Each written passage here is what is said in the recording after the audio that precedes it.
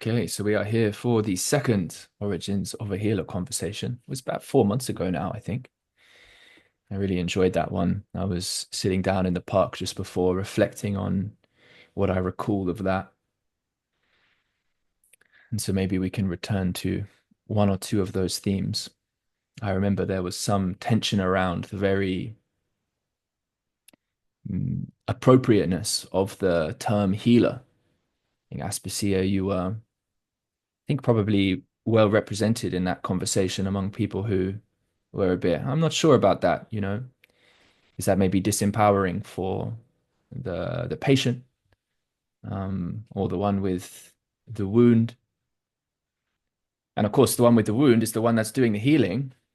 So in that sense, they are the healer. But I think we discussed a little bit that in the context of showing up to support another's process, to affirming one's relation to another going through a process and be having some wisdom to offer in relation, and from the perspective of tribe, being able to communicate about who this person is would be helpful for you to go and take someone if you're suffering from this or that. It seems effective. So it kind of becomes, can we affirm our role in a sense without having that overcome us? I spoke with Les about this in the car a few weeks ago. I put this argument to him quite forcefully because he was of the same kind of. I was like, "Are you a healer, Les?" And if Les is not a healer, I mean, he's told me stories literally of basically healing people, right? And of course, it's as we're speaking about, right? He's showing up in service of their process, their capacity for renewing themselves in various ways. But we do get trapped, we do get stuck, and we do need each other, it seems. So anyway, he had a sort of your opinion, Aspasia, and then I forcefully argued, well, what about affirming the role with integrity, hey? And he was like, all right, Tim, I accept.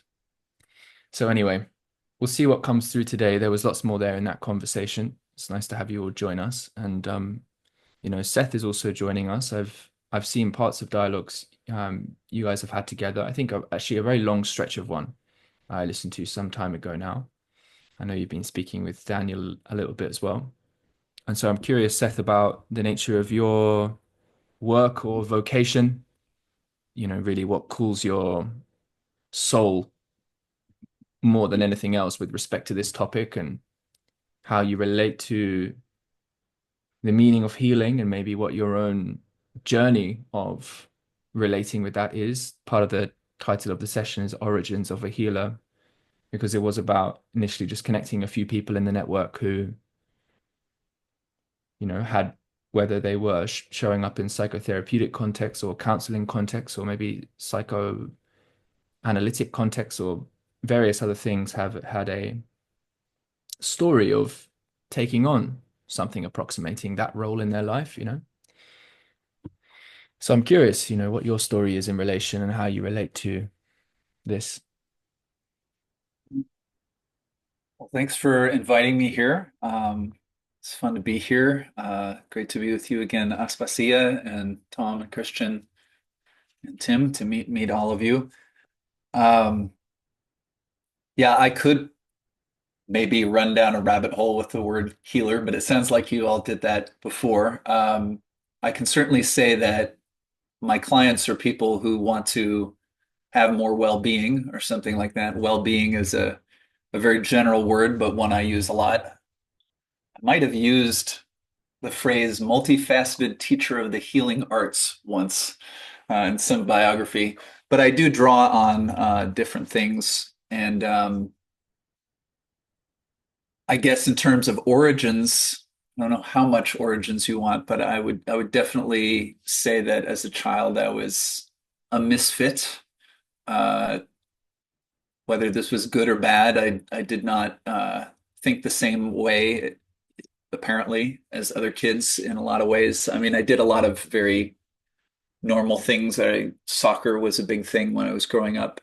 Um, but I also was speaking in tongues when I was growing up, which wasn't so normal. I guess when I was walking to school in second grade, I was just very curious about all the sounds that we could make with our mouths that didn't necessarily correspond to the small number that were in the dictionary, but you could take these letters and rearrange them all kinds of ways. So I played with that for a long time. If I fast forward all the way to college, I was in an avant-garde music community there and um, formally studied music in college, although that didn't become the life path, although I thought it would be. But I was one of the things I was doing with was playing with language as music.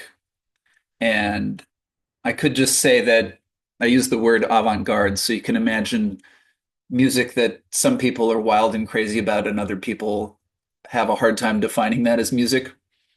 So without saying good or bad, I could say I spent a lot of time listening to things that others would run out the room. And even if I had that same sense from time to time, I was straining or even dancing with the idea, well, what if this was music? How would this be music?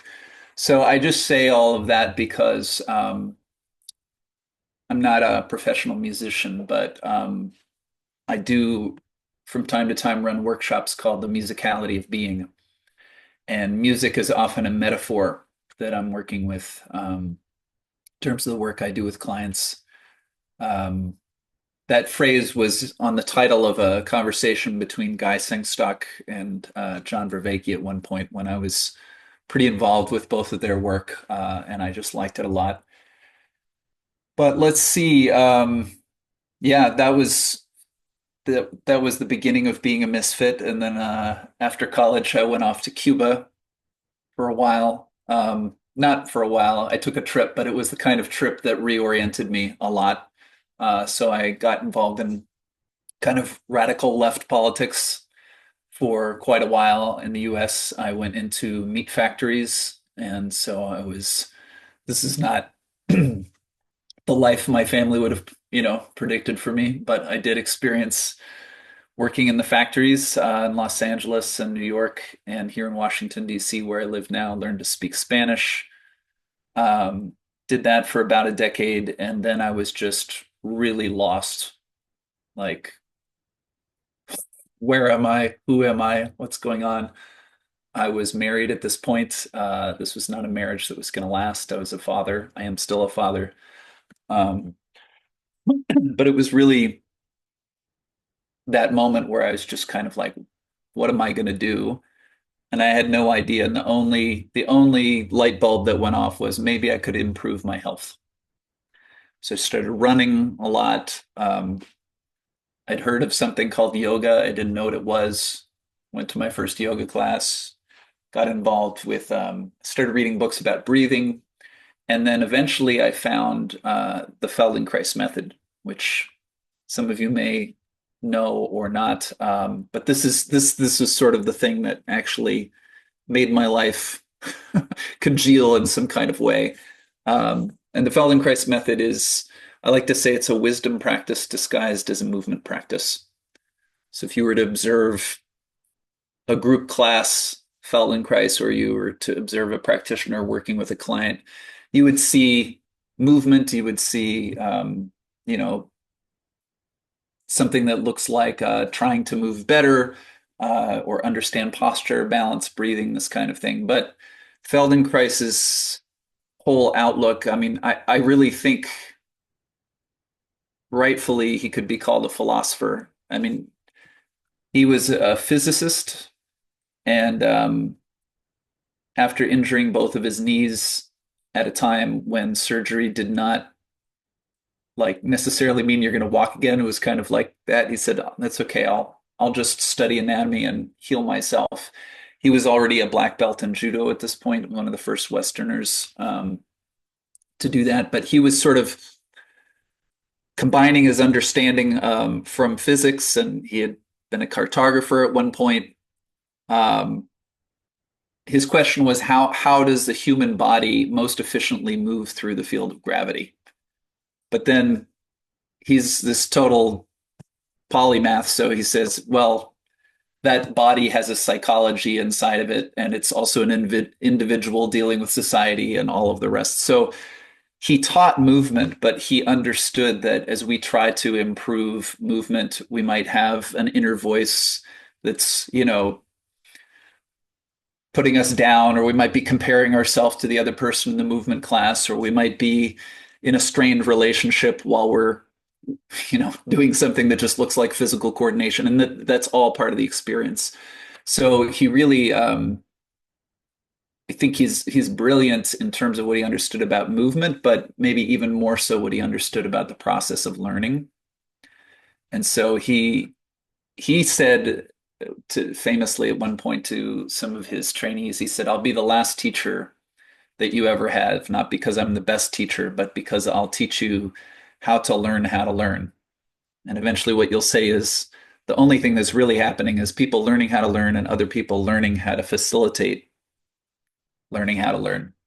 So that's kind of how I would his model of learning is something that I keep with me. In more recent years, I've become involved in, like, I guess you could say, authentic relating practices. I did study with Guy Sengstock for a while at the Circling Institute. Um, on my own, not formally, I've developed a pretty serious meditation practice. And so for me at this point, well-being includes the mind, it includes the emotions, it includes the body, and it includes the relationships. Of course, that's trying to do a lot at once, but in my mind, you can't really separate those things. So,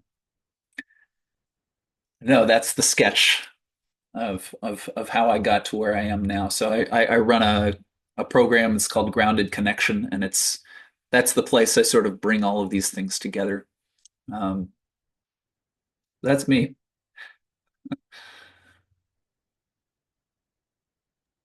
Yeah, thank you. Maybe it'd be nice just to open up to Christian Aspasia. Tom, if you'd like to share any reflections, but also pick up on any particular themes, ways that you'd seek to move this conversation. Hello, Luke. Nice of you to join us. I know you've got your. Sorry, I had my camera off. I didn't realize. Oh, all Sorry about good. that. Okay, Yeah, all great. good. Nice to see you all. Nice to see you too. So yeah, I'll just hold back rather than feel my way into what's present for me in terms of responding directly. But I love that story, and all those elements are super important. There's no doubt about that, no doubt at all. Yeah, that was the first time I've heard that story in that depth, Seth. Um, I was really struck by referring to yourself as a misfit and um, what a common kind of thread that has been in terms of a lot of people that I interact with that tend to, I guess, feel maybe more like, I don't want to say followed the same path, but feel a bit more like my people, and like just even on a basic energy sense, just people that I am at ease with quite quickly. And I think what it is about what you're describing is even from a young age, it sounds like there's a um, there's a priority that gets given to I would rather accept the discomfort of maybe not fitting in, but following the sense inside of like following a curiosity, something that feels meaningful to me. Like I really want to make these sounds and see what these sounds are like and really push the limits of the sounds I can make, even if that comes at the expense of fitting in, right? Even if it comes at the expense of um, the social expense, I guess. That for a lot of people, I guess the decision is made the other way around, that there is a lot of kind of muting or keeping that very private into one side of these things inside that just feel innately meaningful, or there's some sense of, yeah, curiosity or wonder or motivation towards, that they would keep that quiet at the, in order to prioritize the fitting in, if you call it that. But the willingness to bear the discomfort that comes with not fitting in, but following that lead. as opposed to the other way around. There's something about that because both come with discomfort of some kind. Um, Usually, maybe not for some. Um, like I know for myself, um, when I think about when I was younger, even still now, when I do the things that I know are not going to, a lot of people aren't going to understand or don't necessarily fit in with the norm, I'm very aware of that cost. Probably, maybe less so as an adult, but when I was younger, I was, and it still came with a type of anxiety and feelings about that. But I was very happy with the decision that I was making. Like I was very at peace or confident in the decision I was making. Um, so yeah, I just wanted to reflect that there is something, and I think that does tie into um, in a psychotherapeutic context, part of, I guess, part of the hope is a sort of a bringing a person closer to that inner sense of meaning. I mean, that sort of guide point inside, being able to connect into that um, and choose to follow that at times when it's going to come with a different kind of discomfort. And I think this might go back to the last conversation we had, the two different kinds of suffering that I was sketching out. Um, that it's not about, I think for a lot of people when they enter therapy, there's this idea that something's going to happen there where they're no longer going to feel discomfort or they're no longer going to experience anxiety but it's more, I think for me, it's something about this shift in the in what you prioritize and your ability to, or your ability, I think your capacity to bear that kind of discomfort um, shifts depending on which side of the equation you fall on there. Anyway, I just wanted to throw that out there. But I'm curious about other people and what they were hearing. What really stood out to me was what you said about learning how to learn and what seems like you're bringing in with your experience and knowledge in this modality is that there's a embodied element of learning how to learn. Movement there's a relationship with movement, and um, I'm very interested to learn about that. I think that for myself, there's been a lot of disconnection from that element of learning. And I feel like it could be very empowering to learn how movement connects to feeling the sovereignty of one's own learning process and directing it. And I guess that's what I sense is, kind of unfolding with that. And just want to say, very interested and thank you for bringing what you're bringing.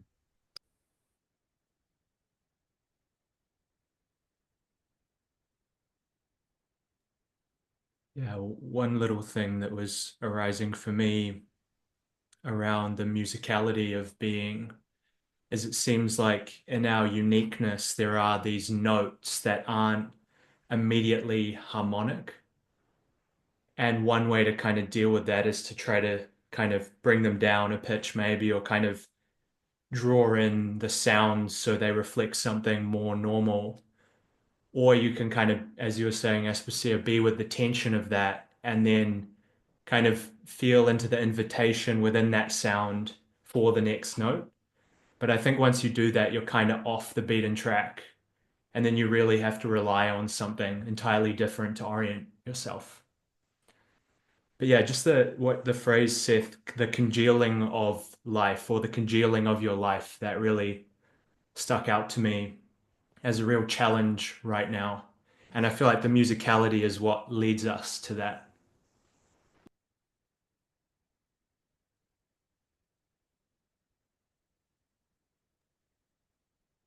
Yeah, I'll share one reflection, which is just I mentioned Les before, Seth. He's someone who sometimes participates. He's been on the podcast. I saw him yesterday for a dinner with a bunch of others.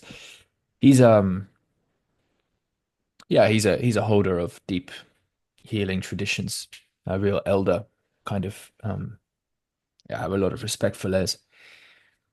And one of the many things he's spoken to me about, he's shared with me this document a couple times, and I have read it. I forget who the author is. I don't know if it's got anything to do with Steiner. I don't think so. For some reason, that name's there.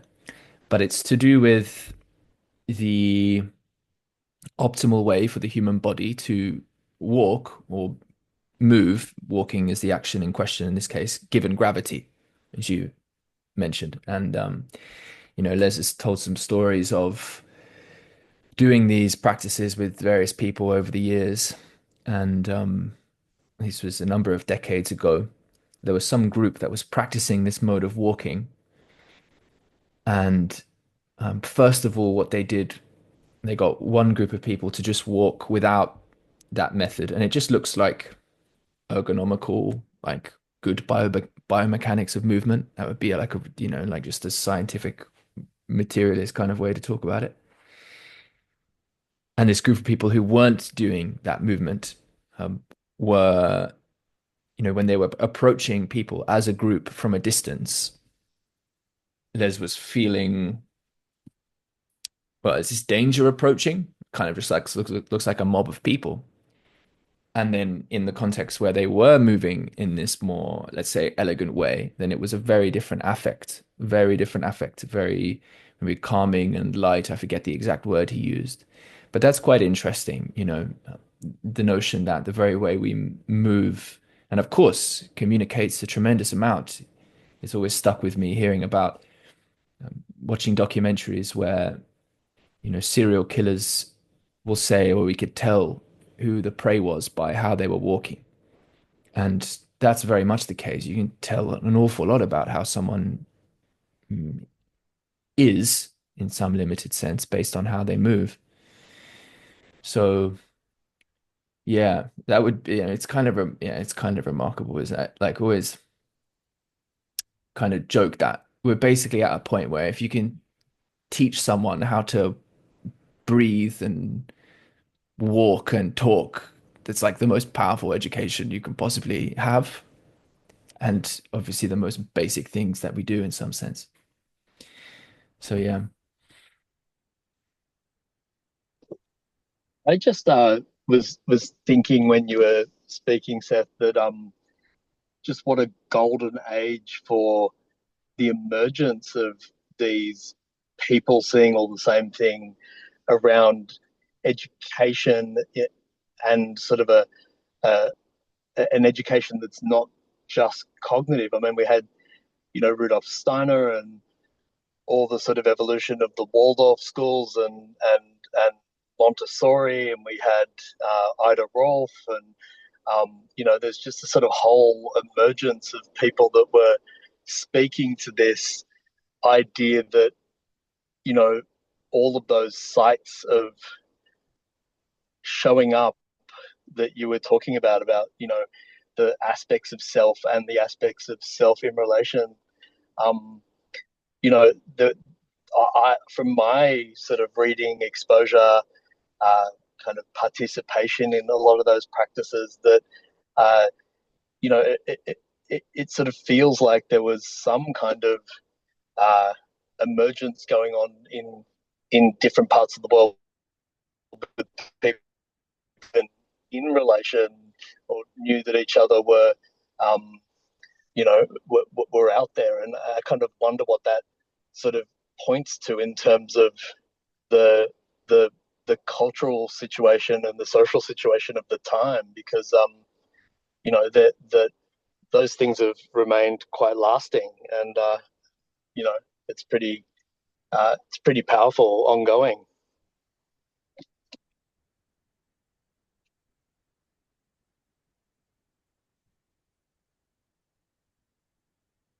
Well, it's fun to kind of give a attempt a brief sketch of how I got here and then get five responses like that.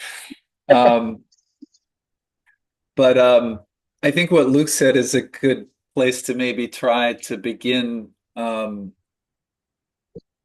What you were saying about a golden age. I mean, I haven't heard the story of everyone else here, but I'd be willing to venture that everyone here has, a dozen different interests that you might be trying to synthesize in some way, and then we do need to have maybe some kind of core thread. So I talk about Feldenkrais because that's the thread for me, although I'm already in a place where a lot of what I do is different enough from Feldenkrais colleagues that, but I have to start the origin story somewhere. But, we are in a place where I think, um,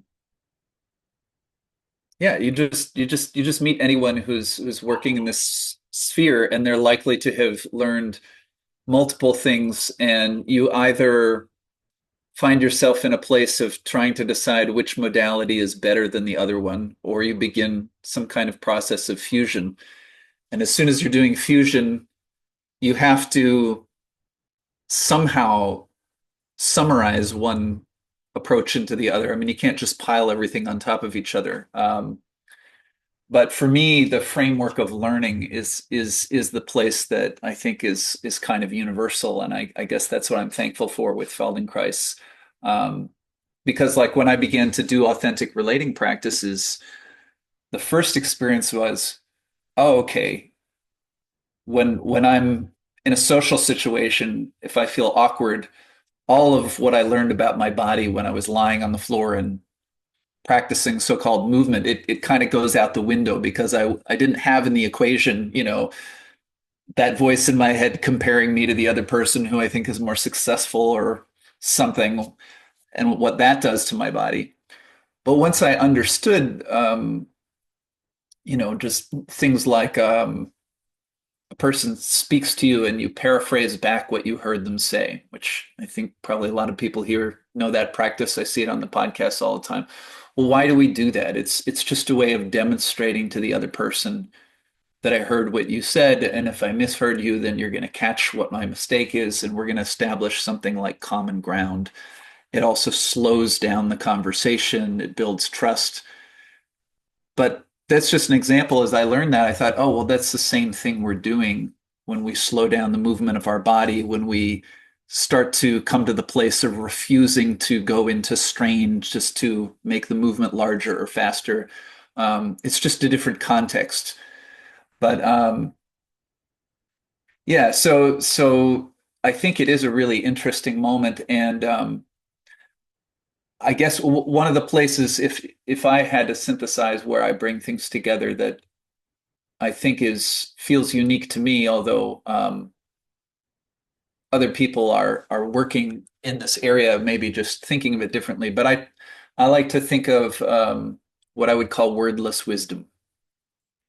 So if you're reading philosophy, if you have an intellectual insight that you could, explain in words, in the moment that you have that insight, there's still a change in the body. There's a change in posture. There's a change in tone. Or, a lot of people I work with might have physical complaints, and that might be why they come. But there's also just this question of fitting in and feeling whole, like I was talking about and Aspasia was highlighting. And so what does it mean to love myself? Well, maybe I notice my thinking patterns, maybe I start saying affirmations. But if I go to the gym and think, I need to do a certain number of repetitions of something, and I keep going past the point where I'm damaging myself, like I'm doing harm to my body, I might think that I'm there because I love myself, and if I'm stronger or I lose weight or something, but I'm actually on the level of relating to my body, I'm ignoring my body in this moment. I'm being cruel to my body because I haven't yet learned how to listen on the level of what would my body like.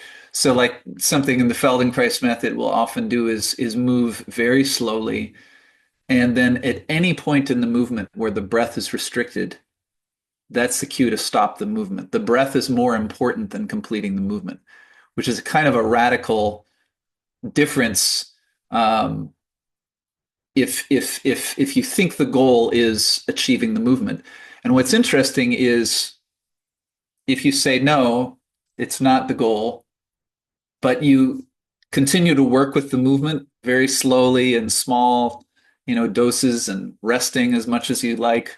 Um, if you continually respect the nervous system by not forcing it into the place where the breath gets held, what happens is fear is released from the body. Fear might be a synonym for unnecessary muscular contraction.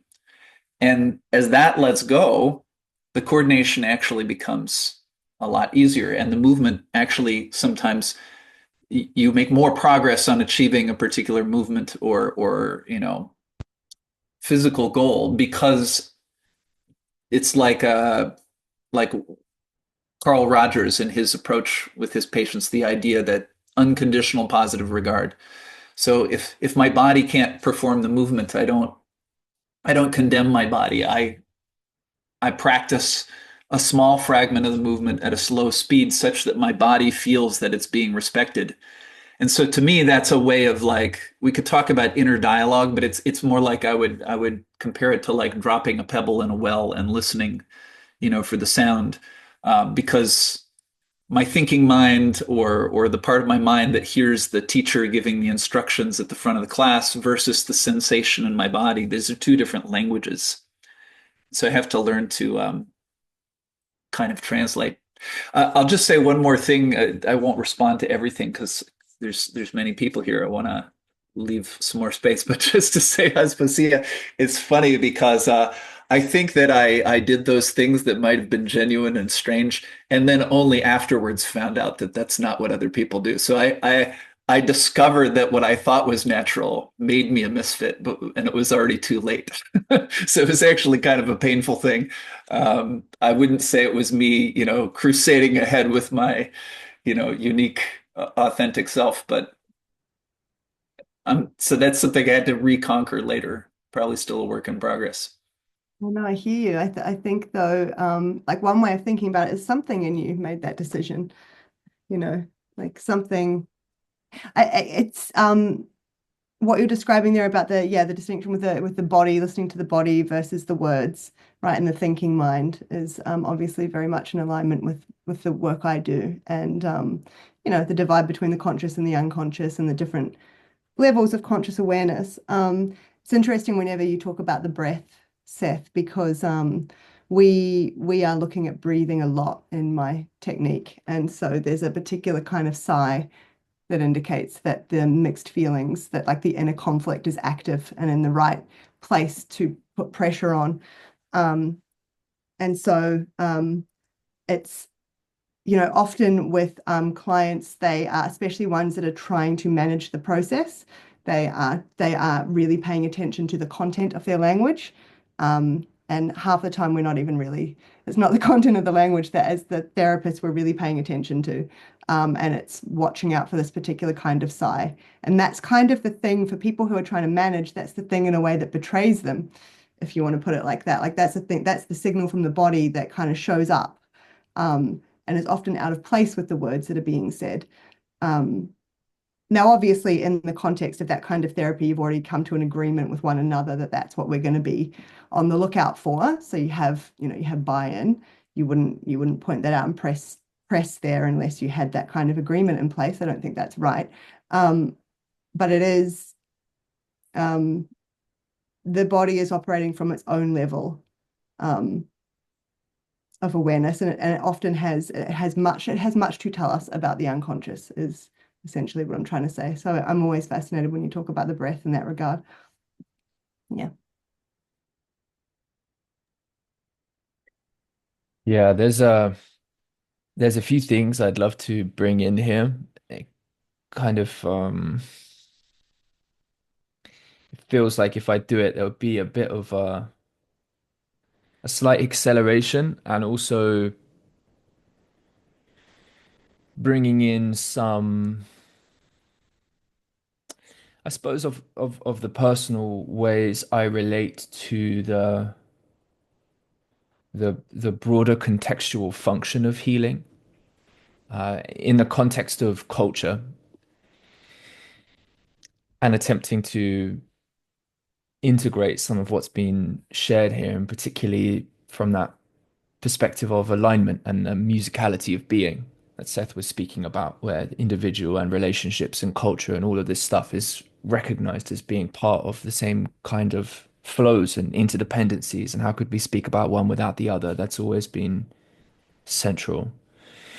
So, and it's possible that I would have made something like this proposition. Yeah, I think I did in the last Origins of a Healer session. I often do, which is to bring in risk, bring in the relationship between health and risk. Like, in a limited sense, like why become fit? Why get fit? Well, it's often the case one might want to play in a football team, be fit for purpose in some way.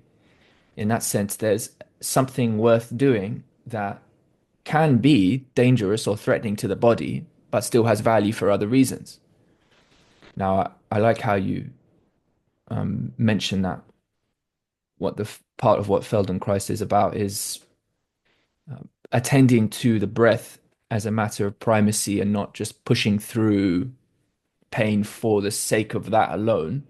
But that if there's a way of coming into relationship with where that resistance and tension is, then can cultivate perhaps more of a sense of trust of one's inner process, contextual process of actually strengthening and coming into integrity and maybe reaching some possible form in a way that's conducive to, as I said, strength and trust and a bunch of things we'd associate with health. And so, so one quick thing to say is that I like how partly in this conversation, healing could also be seen through the lens of learning. In that sense, the body learning to whether re-knit itself or reattain some integrity of shape that may have been there previous, or perhaps to stretch and become some new shape. I think the thing we do have to recognize where I think healing does have a functional role. Healing is almost like coming back to baseline in a sense. Now, someone might be like, no, it's also about, evolving and becoming, and that's fantastic. But there's a sense in which, like, depending on how transhuman or not we get, like I'm pretty much hopefully going to still more or less look like Tim in 50 years' time. I'm not becoming another creature, right? I'm not all of a sudden becoming a helicopter or something like this. There are limitations of form bound to this time. And so with that respect, there's a certain kind of horizon that has been set for me by fate. Um, Not to see that in an overly limiting way at all, but certainly there's a relevant constraint. And no matter how much we sort of perhaps uncover or realize or connect with some deeper sense of telos and how my being can participate in broader formal patterns of cosmos or something, and so take up a place of, a much more multitudinous shape, even in culture or in life, there's still a sense of, well, it was more or less something like this guy that was part of doing that process. And he still, when he broke his arm, he couldn't grow a new arm. It was more or less heal that arm, right? And strengthen it in some ways. So there's something to be said for like the return to baseline aspect where there's still something. But in the context of culture and risk, the key thing I want to sort of get at is, as I was asking this question at dinner last night, is something like, um, how can we encourage people to voluntarily take on the risk necessary for transformative, healthy, wise response to life, various changes in life? Maybe that means speaking up with more honesty in some context you're a part of where there's some toxicity. Maybe it's not continuing to show up for the same sort of bureaucratic process that's preventing new shoots from growing where that pressure is. All these various ways that speaking our truth can risk our social context and whatever else in the context of a time in which war is present, coming back more into the zeitgeist. How much of the possibility for renewal is mediated by the very external physical pressure of war? How much can we step more voluntarily into our own transformation, our own relationship with death that might not does not bring about with it as much sort of wanton violence and destruction of others' possibility to attend to their breath in that regard, right?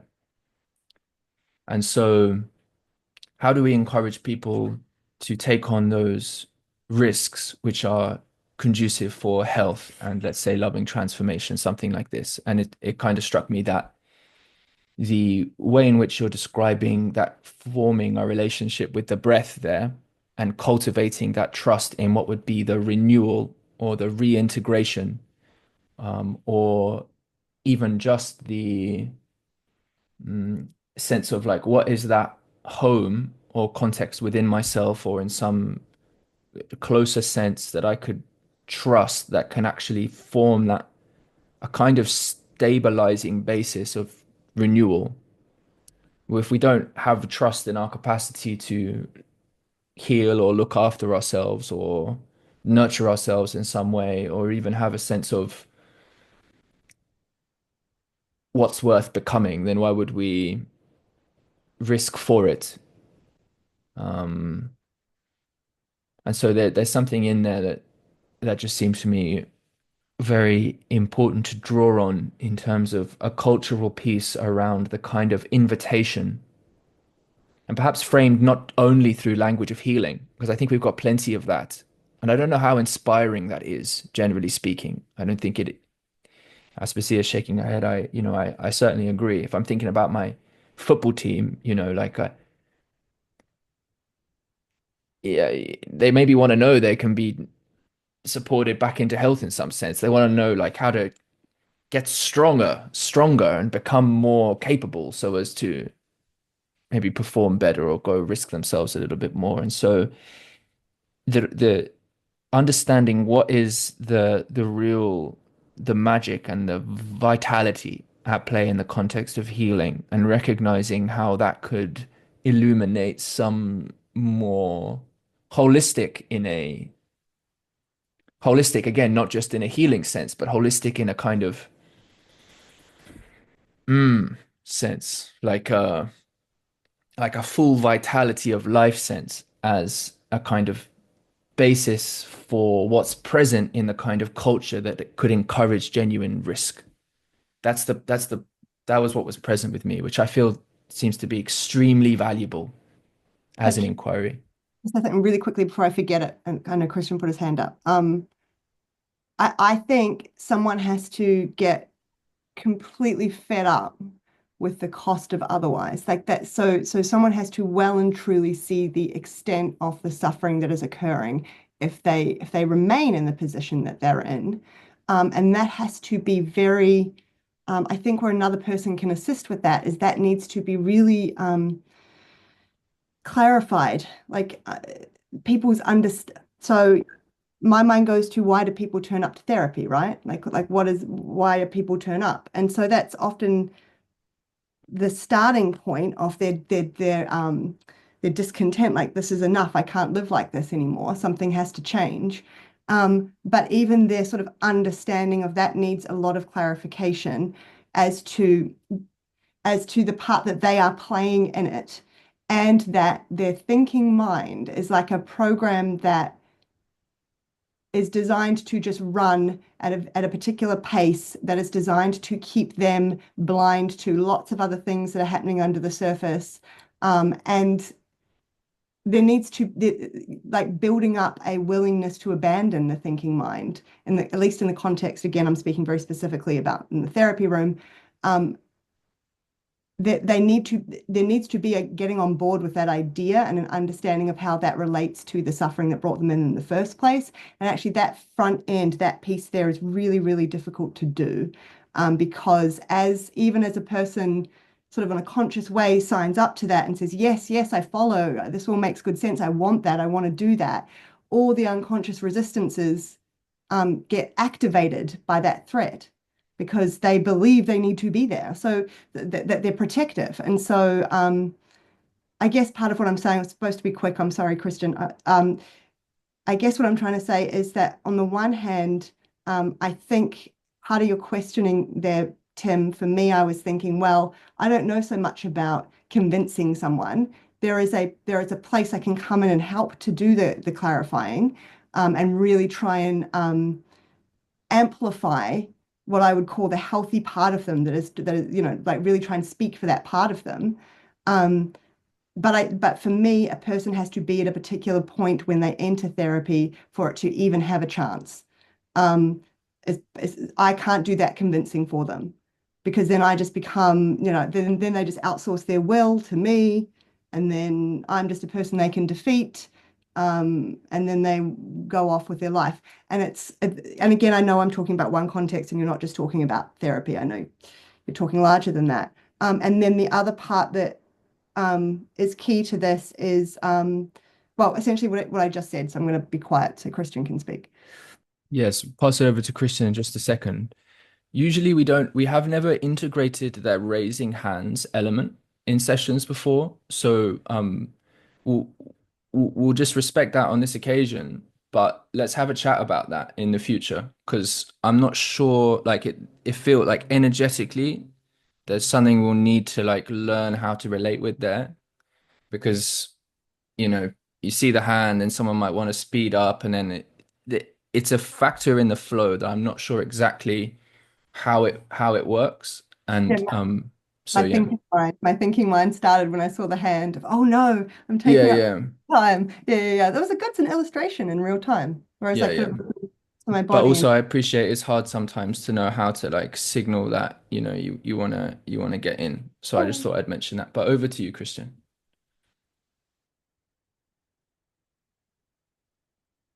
Thank you. Yeah, I think that what I have to say is kind of along the same lines probably of what's been said, but the angle that I feel like I'm approaching it is again with like the learning how to learn. I'm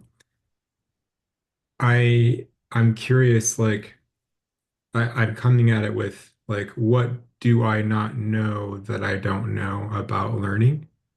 And what is the promise of what's being shared? Like, can I see myself like actually attaining what is being presented? Like, how can my curiosity grapple with um this uh what this is? Like, because learning how to learn, it's like, well, I can say I know how to learn. I've learned things in the past. But it seems like what's being explained is like there's a new dimension that I haven't taken on board. So like I want to know what it is I don't know. And I want to know like relative to what I'm doing now, what is it that I haven't taken into account and how can I integrate that? So it's like what is the even functioning and balanced working um, that like what's the best case scenario of like uh healthy functioning, taking on board what's being taught, learning how to learn in this way. And then like what is beyond that? Like what does it look like when you have the freedom that's afforded by it? Yeah, I would briefly say from my little corner of this, because it's going to be different, is the way I would talk about it is, I guess the promise or the thing on the other side of it would be something like a clearing up of an additional perceptual distortion, that we have when we are relating to others, and often ourselves, um, or anything that evokes emotion on some level, between people. So obviously there's going to be lots of kinds of distortion, but there is a particular kind of distortion of how we let someone in and how we let ourselves out to the other, if you can say that, that is usually in play for everyone as a result of, if we want to call it attachment trauma, things that happened when we were very, very young, where these roadmaps get set up in our brain, our body, and then get pushed into the unconscious, as sort of automatic procedural maps and expectations. And then from that point on, we start to behave both in terms of our body, in terms of our thinking mind, in terms of our emotions. We start to behave and consciously experience ourselves through the rule book of these maps, of these patterns that are held unconsciously. So what happens often over time is that leads to all kinds of suffering, and usually this is presented as someone just has lots of anxiety all the time. They don't really know why. They can't really pinpoint things. They are depressed. They find themselves in the same kind of relationship dynamics over and over and over again. No matter what they try to do consciously to avoid that, they just find themselves there again. They read all the books, they do all the things, they go in with all their thinking mind. If I'm not going to accept this behavior or that behavior, I'm going to behave like this. All these thinking mind solutions that ultimately don't have enough power to change the course of things. They just find themselves in the same suffering position over and over.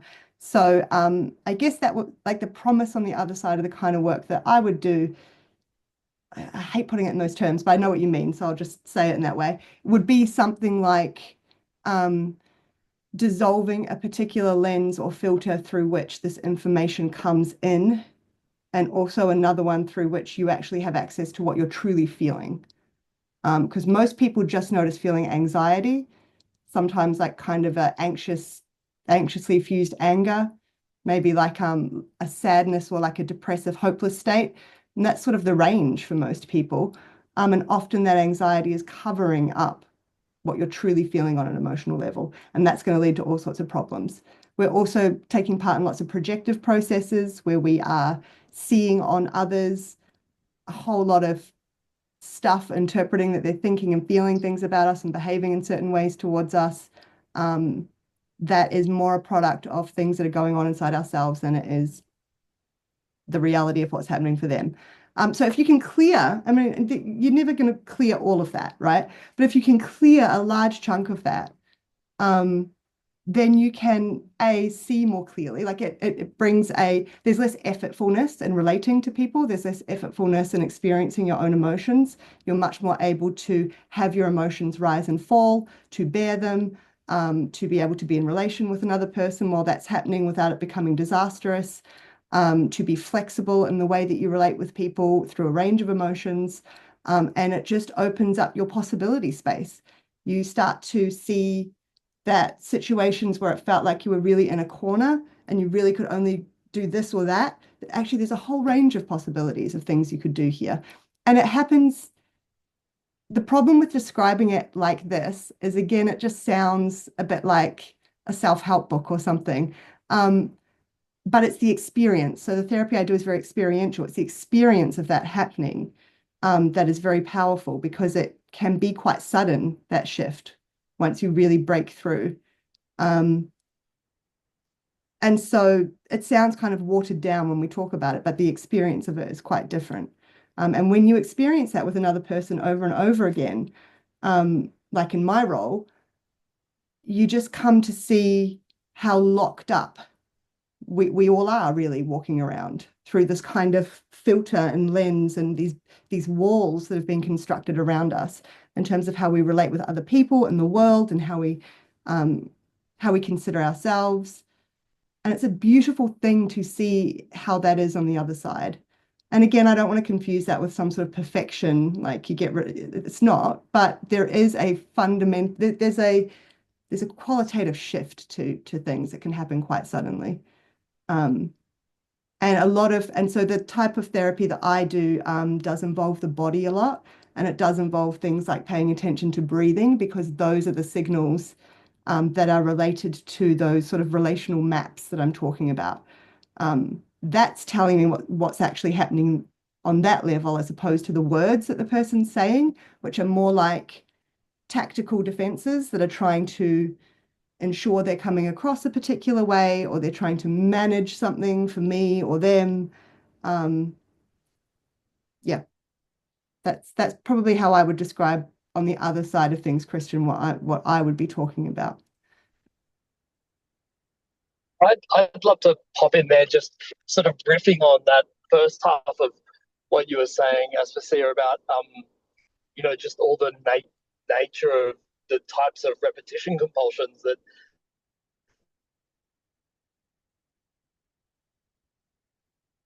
for me in my work, which has lots of crossover. I mean, I know you work in a sort of very particular sort of methodology, but I do sort of a broad psychodynamic thing a lot of the time, and then a chunk of my practice is psychedelic work. And the thing that strikes me as a really good entry point with people, which kind of speaks to the the the thing that Tim was talking about around the what would make this compelling is kind of recognizing uh, the nature of memory and the nature of time. And so, you know, all of those things that you just mentioned around the defensive structures and the lenses and the traumas and all this kind of stuff, they all have their basis in the way that memory is being related to, and for me that's become very stark in the nature of healing in so many ways through the psychedelic work, because that is a sort of moonshot towards like visual memory and visual recollection of experience, and then how that ties into the embodiment stuff that was kind of a big part of the frame that we're talking about today is that I've noticed a really fascinating uh, thing emerge in people who are undertaking that kind of work, where they're asking really sort of non-ordinary questions about the distributed nature of memory. They're sort of like, I had this sort of pain in my hip that I realized happened when my teacher yelled at me when I was 4, and so these we think of memory as so often and talk about it as sort of cognitive, but I don't think it's experienced like that. And I think in many ways that just sort of fractals out that point to so many things that Tim was sort of talking about.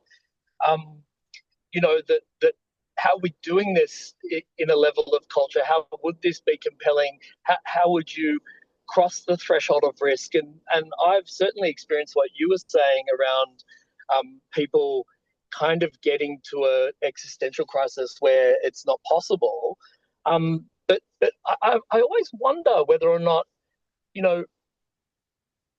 there has to be so much suffering before people reach out for help. I mean, certainly in Australia, we're only sort of one generation into therapy culture. It used to be alcohol and domestic violence is the way that you dealt with it, um, and so, I kind of wonder whether or not, part of the problem around cognizing the risk of engaging memory is part of a problem with the way that we conceive of it. Full stop. I mean, the fact that healing has to be a kind of medicalized thing that is justified by a diagnostic system that is gathered by a scientific method, and somehow everything else that sits outside of that is illegal or uninsured, is for me part of the tragedy of making it compelling. That there's all kinds of ways in engaging the memory, and that happens in culture, and it happens in family, and it happens in work and responsibility and civics, and that all of that stuff really kind of brings you back to that tension between memory and time, where Tim was saying there's a part of us that wants to think that the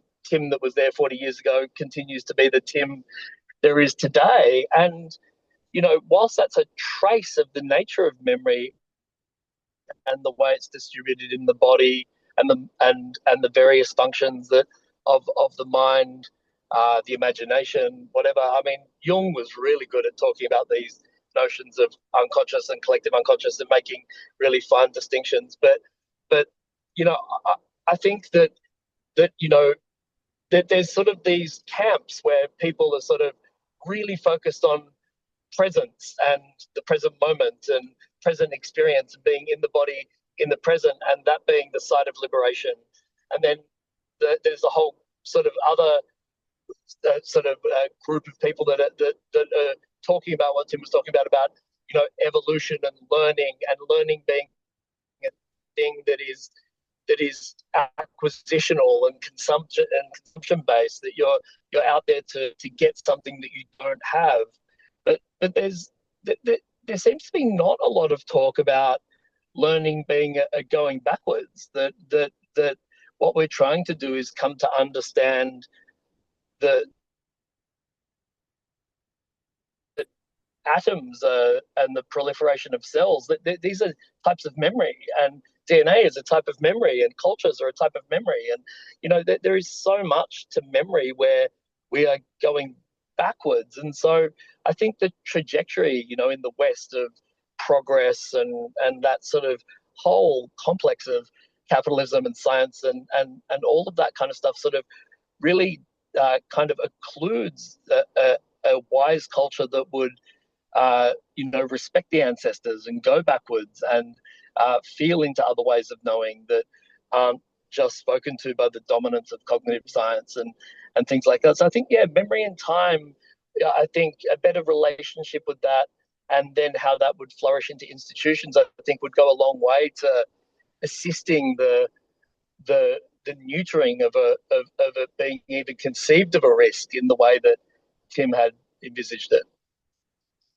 Yeah, and we have to be able to we have to be willing. Someone has to be willing to look at their memory, to consciously experience this memory as memory in order to be more present. I think that doesn't mean a discarding of memory. I agree with you. It's a putting a memory in its place, kind of, and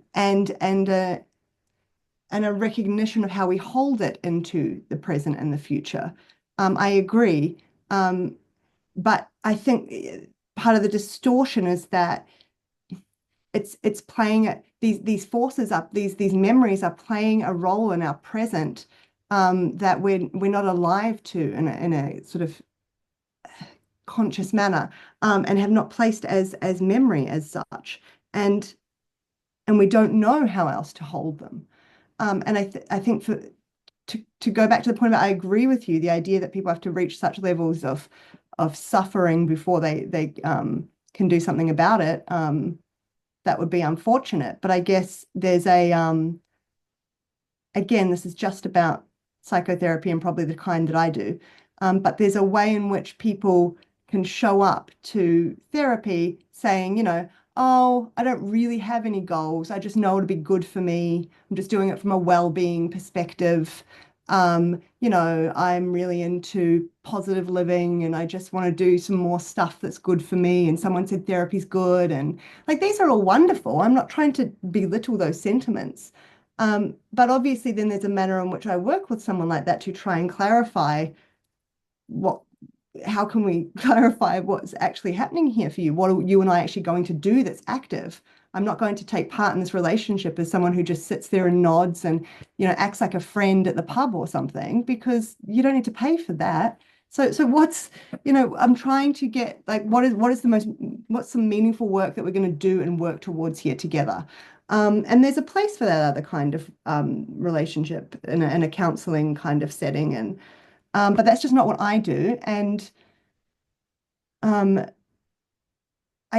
the reason being that what tends to happen for many types of people when they turn up in that regard, if I just sort of go along with that, then the same relational template is at play now between me and them, as is in all their relationships in life. And as an example, it could go lots of ways, but as an example, someone pretty much lets me take the lead, lets me do lots of talking, lets me try lots of things, and which ultimately fail. And the person can sort of go, oh, I just don't know how to do that, or no, there's really nothing there, or, lots of this. And then I have to sort of go back to the drawing board and come up with something else we're going to try. And it goes like this for a long time. And then this is exactly the same kind of pattern as they have in all their relationships in life. And then that's not doing anything other than now I become another part of what's already occurring for them. I become another part of their suffering. Like, so unless we get really clear from the start that part of coming to therapy and being in the room with another person who is this focused on you, right, for this hour, who's laser focused on you, who's really interested in what's going on for you, who is inviting you to be vulnerable in these ways. Unless we get clear that in doing that, that is also going to activate a whole lot of stuff for them about me and about the relationship and about the invitation, then that resistance is going to remain throughout and it's going to be underground and the whole thing will ultimately fail. And that's how it always goes. And then, yeah, and I know you know all this, Luke. But it's I think just painting that picture clearly is important too. And so there is, Yeah, for sure. yeah, it's a shocker, and so so that will happen. You kind of expect that's going to happen, but then you want to be able to help the person to see. Do you see what's happening here in this relationship right now? Like, do you Yeah. see, like, as we do this, and doesn't this mirror, what happened in your last three romantic relationships, or what what happens for you at work, and like all these things, and help them to see uh, that it's not a judgment. It's us trying to really carefully slow down. I think, like Seth was saying, really slow down movements. That's the same thing. Let's just slow it right down and try to catch what actually happens without your thinking mind weaving the story for you very quickly and you just accepting it. And you Yeah, need I to love do that that. from the yeah, I you love need to that. do it from the second they come in the door. And this is what ISTDP is all about. You can't wait. You can't do like 4 sessions of trust building where you smile and that you still obviously do it with care and warmth. I'm not screaming at people. But you do it with an earnest approach that is an earnestness fighting for what we call the healthy part. So it's an idea. I mean, there's obviously the idea that there is a part of them that unconsciously has brought them to therapy that wants this kind of confrontation. And we could talk about why the arguments for all that. But you are trying to fight for it. You are trying to align with that, and it's generally unconscious.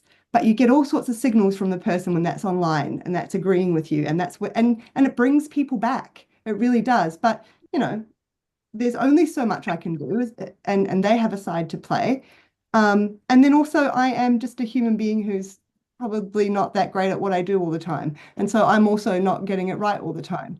And then I have my own baggage as a human being with my own emotional templates and attachment trauma and stuff happening in my own family currently, and all these things that I'm trying to not let tarnish this person in their time. So it's very, very complex. And I love that. I often jokingly say to people, we can do it.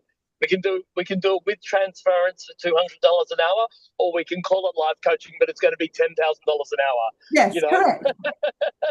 Correct. Like this is it right now live between you and I, and it's going to feel much more confronting because of that, right? But this is Yeah, it. Like this is what we can, or this can just become like a thing, and then you'll just go around and you'll go to lots of places and you'll do lots of potentially. I mean, people are different. There's different patterns to how this goes, but yeah, yeah. or you'll walk away and you'll be able to say, oh, she was pushing an agenda the whole time. Nothing she did worked, and sometimes that might be true, but a lot of the time it's actually that they have taken part in a manner which allows that kind of thinking to convince itself that it's true, if we put it in those terms. And that's usually because they don't want to face the feelings. Oftentimes, people turn up on a first session, and part of them is really angry with me. Because who am I? And why am I asking these questions of them? And why do I want good things for them? And and just being able to even identify that, most people just sit there smiling. Oh, I feel really good about this. I really like you. Um, is that all? Or they just feel anxious, which is also normal, but that's all they can report again. So you start right from there. You're just trying to help a person understand their own emotional nuance and complexity, because just in doing that, you already cut through a lot of the oversimplified rigidity of their maps. You're already breaking them down by helping them do that. So that's, yeah. Now I'm getting earnest. Yeah. Can I ask a couple things here? I'd like to specifically ask Tom and Jurnee and Christian just to share a little bit of what they've received in this last exchange. There's a lot of important flows here. But yeah, where are you at, Tom, with this? What are you picking up on? What are you receiving? So a few things that were really jumping out, and one of them was coming back to this idea of the musicality of being, with a question of like, when is the moment in someone's life where they're open to hearing a new song? And it seems like sometimes you have to help them to come into a relationship with the note that they're too afraid to hear. Whereas other times it feels like there is a natural allure to a more beautiful song. And I think in some way that relates to what you were calling was it the healthy part, Aspasia? Yeah, I think for me, there's a really interesting question that actually goes all the way down to ontology of like, what actually, so we're doing all this clearing, we're making space, we're breaking patterns, we're revisiting memory, but what are we then reconstructing that in the image of? And I feel like in some way it is important, at least for the thinking mind, which might get in the way otherwise, to have a sense of what is the origin of the healthy part? Like, what is the origin of the healing? And I don't actually know where everyone would come down on that question, but I feel for me at the moment, it's more like life itself. And so rather than needing to construct something that we're kind of creating, a lot of that is actually already a given. And maybe even in the compulsion of the repetition, there is a kind of coherence there that we can discover by, yeah, descending into that fully. Mhm. Yeah, that was really good, Tom. Thank you. And thank you as well for Luke and Aspasia. Jurnee's taking his camera off there, so we'll give him a moment. You're back, Jan. You've been paying attention for the last 60 minutes or so.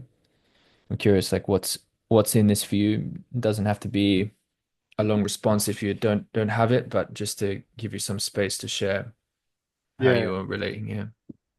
So I did miss maybe the first 30 to 45, whatever this musicality piece was. But from what you were saying just then, Tom, I think that's a nice way of drawing together some of the threads that have been spoken to so far. Also, hello, Seth. I don't think I've met you before. Um,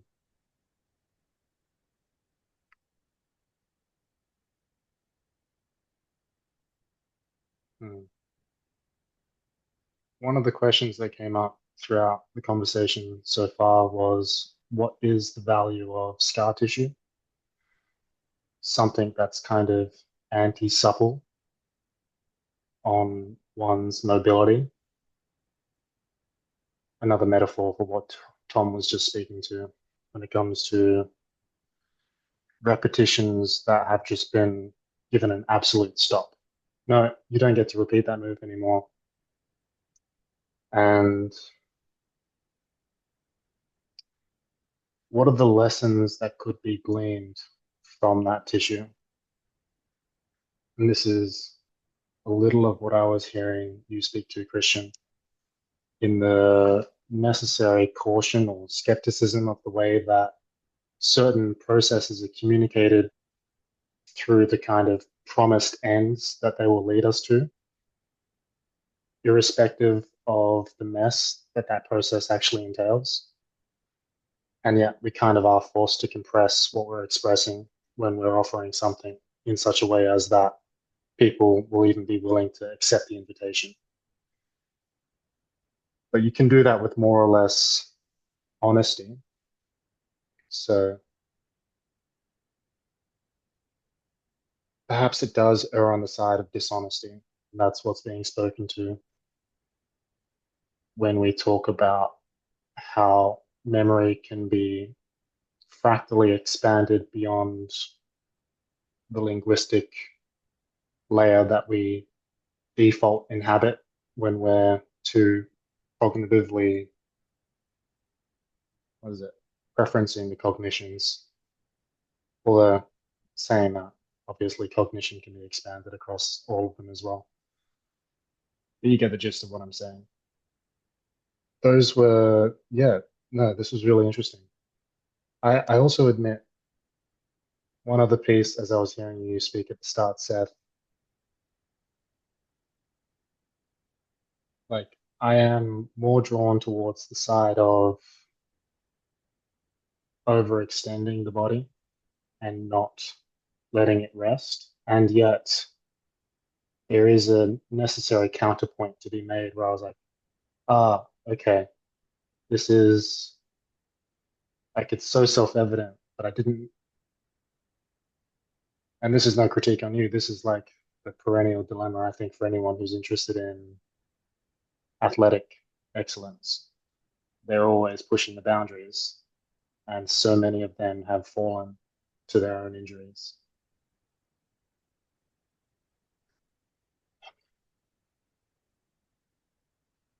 Which might be, well, I think I might just leave it at that. I wasn't too sure how to round things out, but there's been a lot of interesting things spoken to so far. Thank you, Jurnee. I noticed that we scheduled this one to end about now, so I want to be respectful of that. But if we have time just to close it out a bit, I'm definitely down for that as well. Certainly, I'd like to offer Seth a chance to sort of share in response. So if there's time, then what I'll do is I'll just ask Christian if you'd like to share any sort of closing reflections, if you have any at this time, and then we'll pass it over to Seth. Yeah, thank you. I want to just to offer my reflections, continue on the theme of music because I feel like it's so deeply connected to what I feel. Like there's a certain felt sense of joy, I think, in music, in the creating of music, in the being able to create music with others, the enjoying of music. And I think that whether you're someone that is seeking healing or a healer or a teacher, I I have this sense that focusing on the joy that's always possible and available um, is it seems to be more motivating for me. And and there's all these sorts of things that come from that, like there's a sense of joy I hear in like a very expert performance. But when I want to learn, it's like I want I want to see a demonstration. Like I learn, I feel like I can learn through demonstration. Someone who has the skill meeting me where I'm at and showing me it can be done, and you can do it too. And this is how you can begin. And there's technique, and there's also like putting your heart into the music and all these different dimensions of it that highlight the capacity or the potential for capacity and in an invitation to that. Because, along the journey, of course, there's going to be lots of mistakes and um, music that isn't really sounding like music quite yet. And that's part of the process. But I feel like the healer or the teacher or whatever this role is that we're describing, it's that person that can hold the space for that to happen without retreating into the turtle shell and telling yourself that you can't do it because the gap is too large or it's the what is it's like establishing the virtuous cycle of autonomous um, ability to learn and improve. And yeah, I guess, yeah, that's my reflection, my distillation of how I felt about what I've heard. And yeah, I just want to say thank you. Yeah, thank you. Yeah, Seth, you're welcome to comment on whatever you like, but I was thinking I had an intimation of a question, which was, you know, at the beginning we kind of, asked you to introduce yourself and how you related to this. And then we basically all gave reflections on what you said. That basically never happens. Like that's not how we begin convers, you know what I mean? But it just felt like in that sense, I don't know. That's what we did. So I'm kind of curious how, and there's so much here, obviously, and there's different avenues that are congealing this perspective and that perspective. I'm curious in what you initially brought forth and how you relate to this context in general. I'm curious now that you've been hearing not only reflections, but people sharing their own learning and integration and tensions they relate with. I'm curious how much, not how much exactly, but what the ex what the experience is for you, mm, in terms of something like relating to some of the energy and story in a sense you initially brought, and then how that's been kind of populated.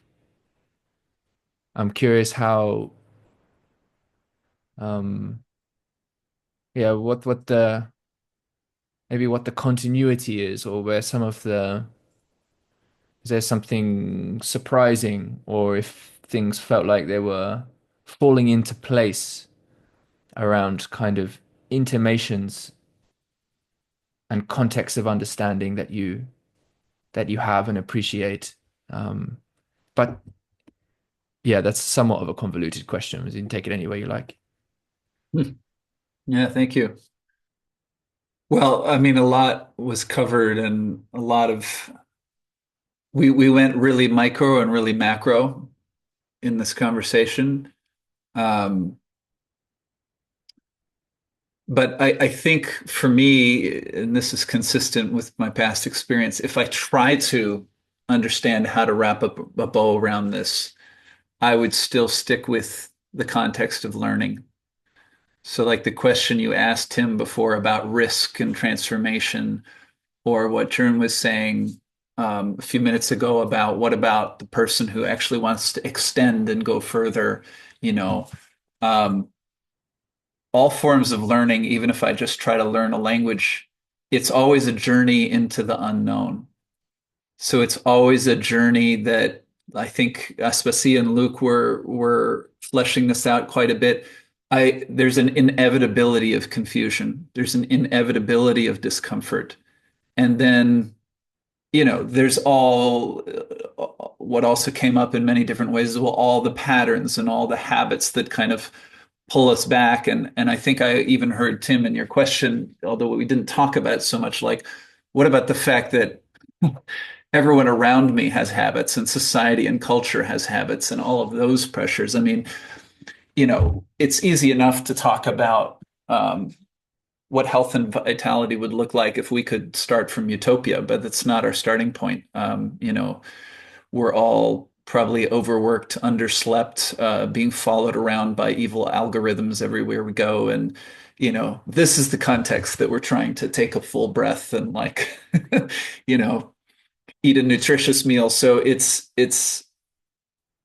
a lot. I would say though that like I think and the other thing that came up is like relationally, what does it mean to meet someone else where they're at? Well, it could be a real strain. I mean, if you've spent your life, mastering something, and then suddenly you have to deal with the person who doesn't understand any of the vocabulary, that's actually quite skillful to know how to like slow yourself down, use a new language, not get frustrated. And yet it's potentially it's potentially something we can learn, and I think more to the point that we have no choice but to learn at this point. So I mean, I'm starting to think about things like what would it mean to live in, you know, unconditional love at all times? What would it mean to not be limited by time and space? I mean, that can sound really like out there, but actually, when I'm really clear and I make a good decision and my body like feels resonant in the way that I'm talking about with musicality of being, It's not usually when I'm looking to see, how much time is left. It's not usually when I am checking to see if everyone around me is going to be okay with, right? There's just something that, so I think actually when we're really potent, we're actually releasing a lot of the complexities. And we're just doing something that feels right in the body. And I mean, to transcend space and time could be to go beyond the body. Like, what does my life look like if I think of the time before I was born and after I die? And if I can think of things from that perspective, I'm not going to be as fearful. But while we're on this planet, I find that the body, you can get different signals, and if you have long-term chronic pain, you can get mixed signals. But if you come into a relationship with your body over time, I think it's fairly reliable and that it will resonate when you're moving towards something. I don't want to say something good or something bad, but there's a way. If I'm contradicting myself, there's usually a signal in the body that if I can really hear it, will tell me that. Um, there's a fun thing I like to play. Aspasia will know this, but if you interlace your fingers like this, one of your thumbs will be closer to your face. And this is like you might not do this all the time, but it's like a familiar feeling, right? I've interlaced my fingers. If you change the interlacing over so that all the fingers go and the other thumb is closer to you, you might feel it's strange. It doesn't feel like me. And this is like a little embodied metaphor for, like, if I could make this feel like me, if I could make this feel familiar, if I could make this feel normal, then I would have broadened my context, right? Then I would have, so like what Jurnee was talking about, what's the edge? I mean, there are Feldenkrais lessons where you're standing on one foot, looking up at the sky, drawing a circle on your forehead with your hand and trying to let the circle go on in all of your joints and keep breathing continuously. And so now breathing continuous, it's like soft and gentle, but the situation you've been put in is incredibly precarious. And so, or if you are doing something very athletic and pushing yourself, like, where's the line, as you pointed out, between where the achievement becomes so important that I don't notice that I'm doing damage to my body versus I'm in discomfort, but I'm capable of tolerating a certain level of discomfort and I still have curiosity so that I can make distinctions and learn. So yeah, I mean, maybe I'll just end with like one little anecdote because there's still so many places we could go. But early on in this work that I mentioned, and I mentioned I was working in a meat factory, and I was walking through the factory, and I'd had a couple sessions with the practitioner, and wearing boots and concrete floor, and I was walking from one room through to the next, and suddenly I just shot up through the roof and up into the sky, like 1,000 feet into the sky. Now, did I really do that? No, but I had the experience that Feldenkrais describes, which is that walking can feel like levitation. And there wasn't any psychedelics involved. There's just a way that your body can actually function at a level that you never conceive how. Like, I just became totally weightless, and it happened for me in a moment. It didn't last a long time. But when I work with clients, and we do a session, generally speaking, if things go well, they leave feeling lighter, right? It's a literal somatic difference that I feel like I don't weigh as much. It's not as hard to move my body through space.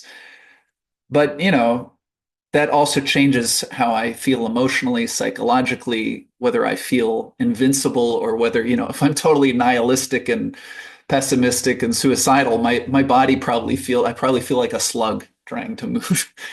So I just think that there is a potential right here in our bodies without AI, without any fancy technology, to experience something that is so beyond what we can conceive of. But it's just, in our culture right now, it's so sped up, we're so sedentary. It's like it's right in front of our noses, but but it's very hard to get at. So I don't know how well I did to wrap that all up, but those were the things I was holding and trying to yeah, Yeah. everything that everyone shared was trying to reflect back.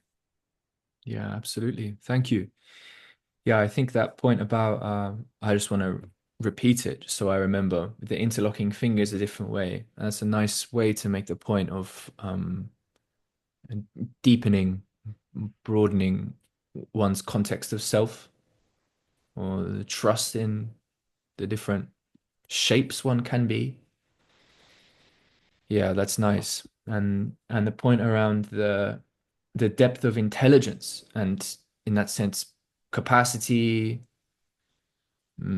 technology that our body is. I think that's also been a really core in over the many years of conversation here. Cam, who isn't here today, but if this was on another day, would have attended. Very, very interested in the the treatment of the body in the same way that you're articulating there. And I do think that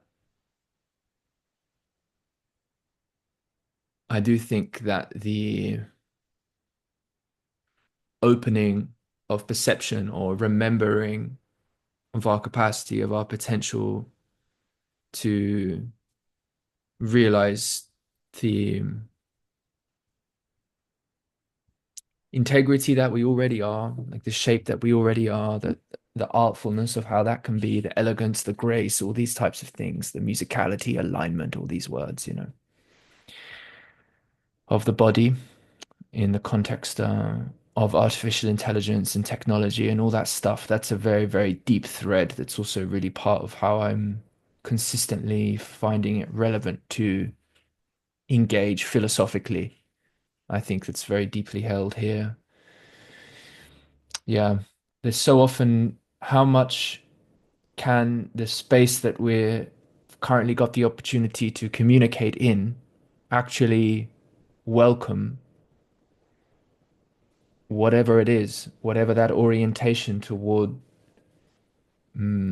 realignment or difference, whether it's relating with anxiety in that context of psychotherapy, and that point around, the $200 to actually relate with our transference versus 10,000 for the life coach. That's a great quip, but I think also potentially really undersells the value of the role that a certain kind of, this is for another conversation, but there's so many contexts in which, let's say you were on stage with Trump and Zelensky or in a private room with Trump and Zelensky, they ain't agreeing to no psychotherapy, right?